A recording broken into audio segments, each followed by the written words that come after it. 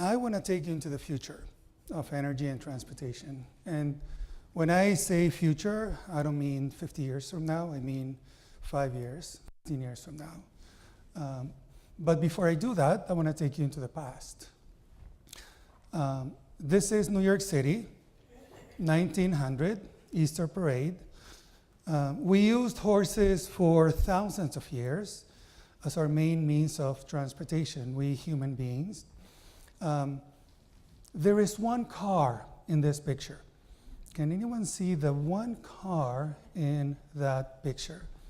Okay, I don't have all night. There. There is one car in New York City, Easter Parade, 1900. 13 years later, can anyone see the horse in that picture? 13 years later, New York City went from all horse, -1, to all cars. That horse doesn't even look like a horse. This is called a disruption, a technology disruption, and that's my work. Let me take you to 1985 when, yeah, exactly. When the then largest telecom company on earth, monopoly, AT&T, had this thing called the cell phone, and they hired McKinsey & Company to essentially do a forecast. What's going to be the adoption of this thing called the cell phone in 15 years? So by the year 2000, how many subscribers will we have in the United States? So McKinsey went off and did whatever it is that they do and charged $5 million for. And they came back and this was the answer. 900,000 by the year 2000. The actual number was 109 million. That's not a small mistake. That's a factor of 120 times, right? So when you see the projections from the International Energy Agency and so on and so forth, think about that, about what mainstream analysts are trying to sell you.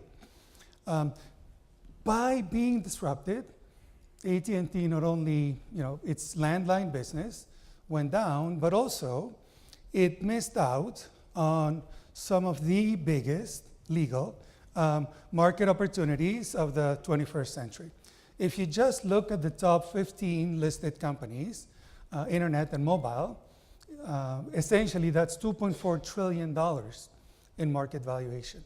And so by missing out on a disruption, your business goes away, but also you don't participate in the new opportunities afforded by the new disruption. And it's usually the experts and the insiders, very smart people usually, who dismiss the disruptive opportunities.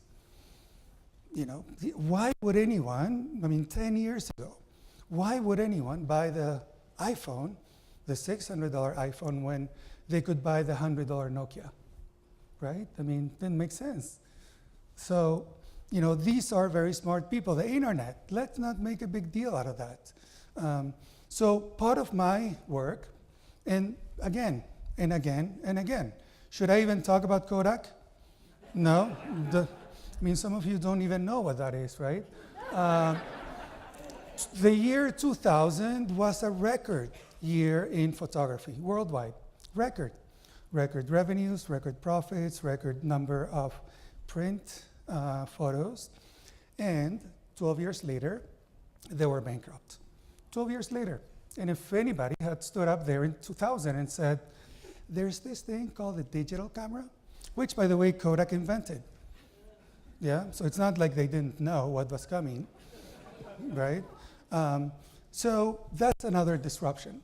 So my work, in many ways, over the last decade or so, has been to answer this question. Why do smart people in smart organizations consistently fail to anticipate, let alone lead, market disruptions? So I developed a framework to understand technology disruption, that there are many ways of disrupting. I could talk about this for an hour. I'll just walk you through a few things, and then I'll dive into energy and transportation. So one of the most important things to consider is technology cost curves. So if you look at Silicon Valley is built on this, on Moore's law. And Moore's law says that on a dollar basis, computing power has essentially doubled every 2 years for decades. So it improves at about 41% rate per year with the same dollar, right? So when you look at it over 20 years, essentially we can, this $600 iPhone has the computing power of what a computer 20 years ago would have cost $600,000. And 40 years ago, that same computer would have cost $600 million. And 60 years ago, that same computer would have been $600 billion. So that's the power of technology cost curves, right? Especially when they improve exponentially. So in energy, we have several cost curves for technologies that essentially all of which will, as I'm going to show you, enable disruptions of energy and transportation. One of them is lithium-ion batteries, which from about, so I'll come back to this. The other one being solar photovoltaics, which have improved dramatically since at least 1970. Now, one important concept is that of technology convergence. So single technologies in and of themselves are not what cause disruptions. Essentially, when you have several technologies that converge, basically and can enable the, on a cost basis, on a financially viable basis, can enable certain functionalities that were not possible before. So for the smartphone, that year was 2007. That was the year when computing and digital imaging and touchscreen technology and lithium-ion batteries and so on made it possible for someone to create a smartphone. It turned out to have been Google and Apple who created the Android and the iPhone, but it could have been somebody else. It could have been, Nokia, for instance, Motorola, anybody, really. And so the concept of technology convergence is very important. It's when several technologies and business model innovation converge at one point in time to enable certain functionality at a certain cost. The other important thing is the concept that technologies get adopted as an S-curve. So again, when you look at mainstream projections, say of EVs or solar and whatnot, you see a linear projection. No technology in history, successful technology in history, right, that I know of, has ever been adopted on a linear basis, ever. It gets adopted as an S-curve. Once you hit that tipping point, essentially, so this is the example of color TV. So essentially, it can move sideways for a long time, and then when it hits that tipping point, it disrupts the existing market, and it gets adopted. It grows exponentially, super exponentially, in weeks and months and a few years. And this is how disruptions happen, because people look at it and they're like, it's only 1-2% of the market, and then boom, it's 80% of the market in no time. And that's because of that technology convergence, which made it possible for entrepreneurs to create new products and services. Now, the interesting thing about S-curves is not only that they're exponential, but it's getting even steeper, meaning that disruptions are happening even more quickly. So if you look at the turn of the 1900s, the S-curves were long, so it would take years, decades for products to get adopted by the market. And look at it now. It happens in years. I mean, in some cases, in months. So the exponential is actually getting even more exponential these days. And that's because of the internet. That's because we're a more global society and so on. Solar is a technology, just like everything that I'm talking about. I mean, these are technologies. And, I spend quite a bit of time in Denmark these days for whatever reason. But solar, this is a school in Denmark in Copenhagen. Now, Copenhagen is 3 degrees south of Juneau, Alaska, right? And this school generates 50% of its energy, annual energy demand, with solar in Denmark. So, the excuses that, well, we don't get enough sunshine or whatnot, don't actually, basically, there's so much proof that, in the summer, what do you do in the summer, right? 50%. Do you see the solar here?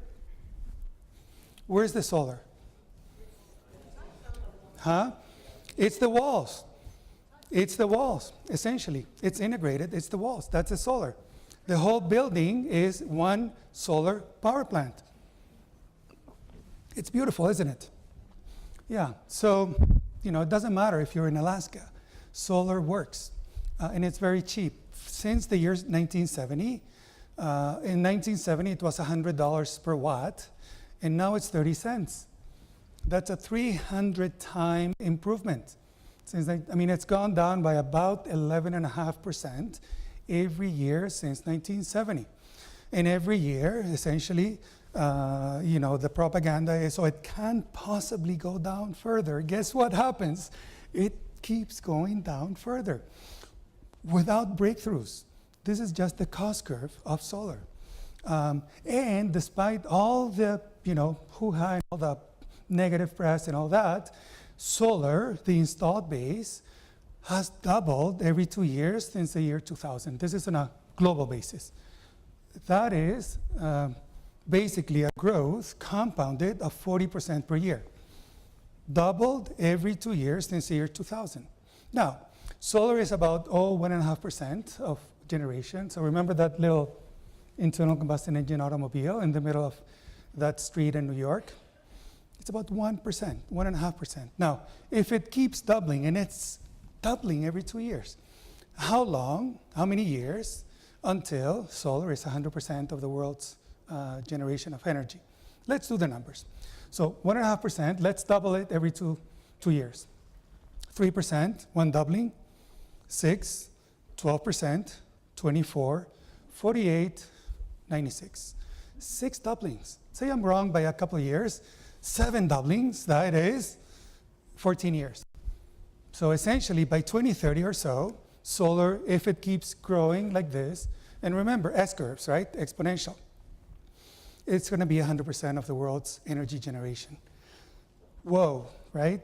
Can it really do it? You can do anything on a spreadsheet, but let's see the economics, right?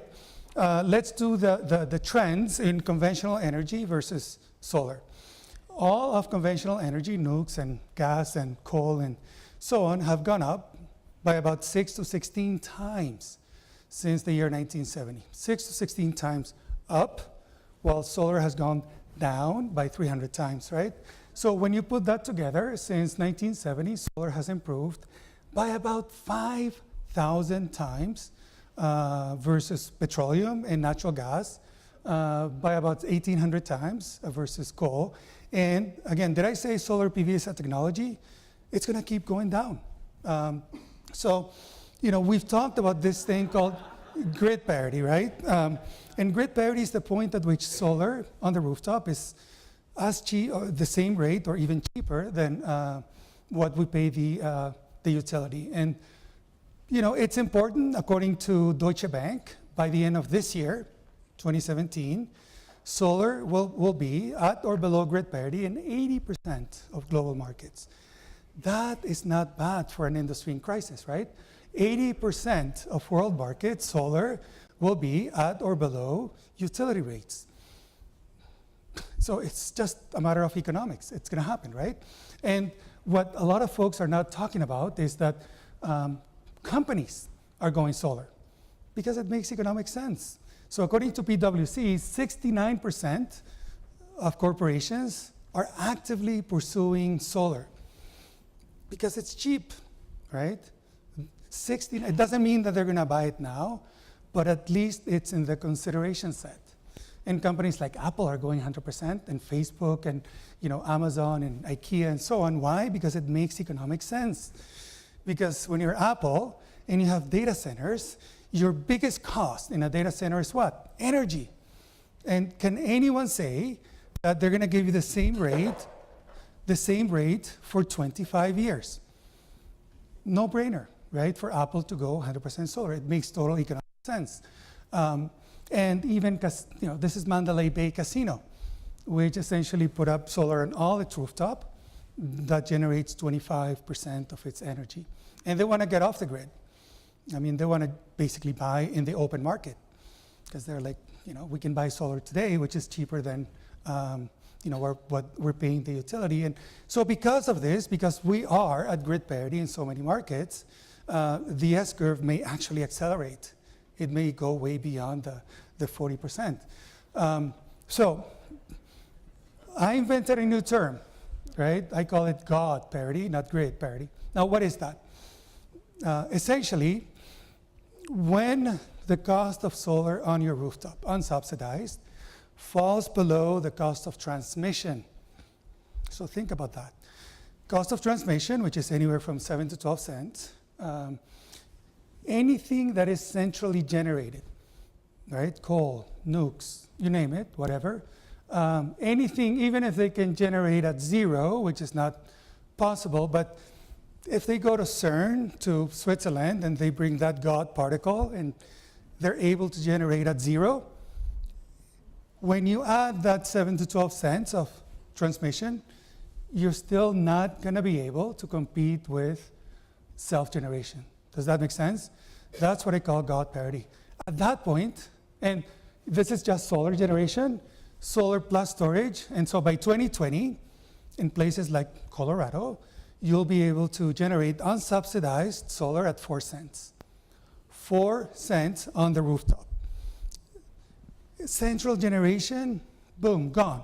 It's going to be obsolete because there's going to be so much generation in homes and businesses, at the malls and parking lots and so on and so forth, right? Because it's going to make economic sense. Because when the sun shines, and I think it shines here about 2,000 hours per year, essentially, there is no cheaper form of energy generation than solar on your rooftop. Okay, so essentially utility scale, gone, right? Anything central generation essentially can't compete with self-generation. And even when you add the cost of storage, which is going down by about 20%, by about 2020, you should be able to buy solar plus storage at about 7 cents. 7 cents. So solar plus storage is going to be still less than the cost of transmission. At that point, everyone, everywhere, is going to make selfish, when you make the selfish economic decision, it's going to be to go solar. And that's going to happen by 2020. This is only 3 years away. And that's when basically the curve, the S-curve, really accelerates because it's going to be in everyone's selfish economic interest to go solar. So every house and business and warehouse and factory and so on is going to have solar because it's going to be in their best selfish economic interest. Now, what's going to happen in cities that can't generate 100% of, I'm not saying that folks are going to get off the grid. Most of us cannot generate all we need, but essentially it's going to be a distributed, like the internet, it's going to be an internet of energy, an internet of solar, an internet of batteries. What happens with data centers and aluminum smelters and so on? Well, we still need utility scale. And what is happening in large scale generation is that essentially we're falling under 4 cents per kilowatt hour in solar. And just to give you an idea, solar at about 5.8 cents is equivalent to gas at 5, and it's equivalent to oil at 10.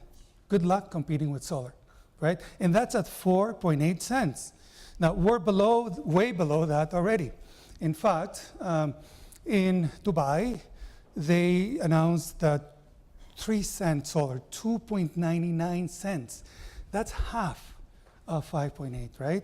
And in Abu Dhabi, they announced a 2.4 cent per kilowatt hour. 2.4, right? I mean, I spoke with the CEO of a utility who had just signed a 3 cent deal, and he asked me, do you think I paid too much?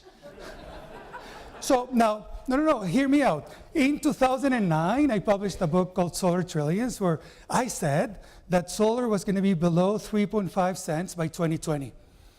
And what did people tell me? Yeah, what are you smoking, right? And that was in 2009. And guess what? We blew past that, okay? And that sounded insane in 2009 when solar was at 30 cents. But all you needed to do was do the cost curve of both solar and capital costs, right? So at 3 cents, there is nothing that can compete with utility scale solar at this cost. Not gas, not coal, nothing can compete with solar at with 3 cents, period, end of story. So essentially any new investments have to go solar because any other investments are gonna be stranded. Any nuclear, any coal, any natural gas is gonna be stranded in a place where you have sunshine, the way you have here, at least in the desert. And not only that, solar, some folks are saying, oh, but what about storage? I mean, you can only generate during the day. What about in the evening? Well, guess what? Tucson Electric just announced solar plus storage at 4.5 cents. 4.5 cents gone. Everything else gone. So solar, distributed solar, because of the economics, is going to eat everything because it's going to make economic sense. And that's going to happen in most places by about 2020. It's already happened in places like Australia. Australia, solar residential is 25%. 25% of homes in Australia have solar. I mean, the equivalent here would be 20 million houses, right?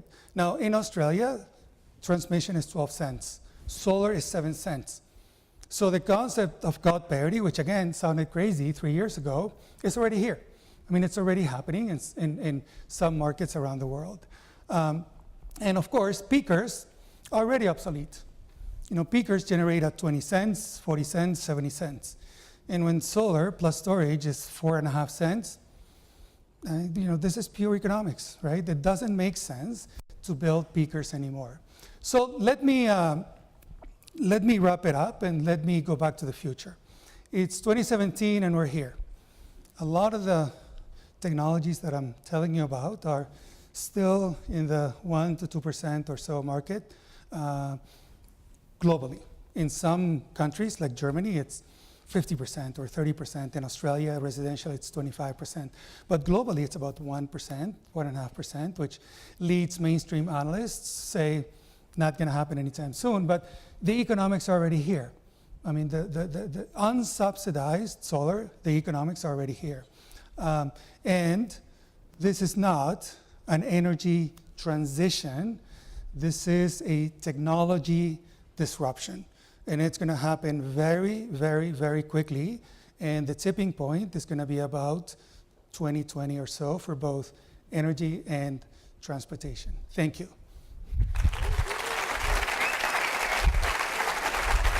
Thank you. Thank you. Thank you. Thank you.